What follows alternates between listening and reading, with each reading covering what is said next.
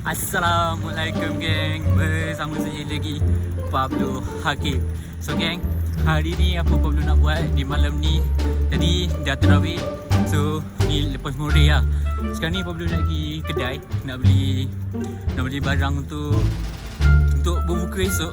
So kalau kau nak tahu apa jadi, kau kena nantikan sampai habis video ni. Okay? Jangan lupa bagi like aku semua. Okay? Let's go geng. Sekarang Pablo dah beli dah makanan-makanan untuk esok. So sekarang ni untuk balik je lah. Sekarang ni penat sikit tapi kena hadap ke lah. Perlu tu. So jomlah kita balik rumah. Benda cukup lah ni.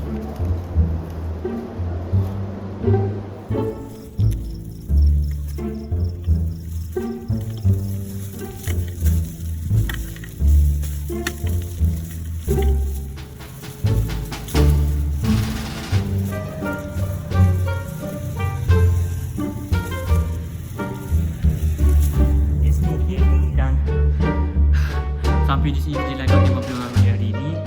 Pablo pun dah sampai dekat mana tak tahu lah, tapi dah nak sampai rumah lah.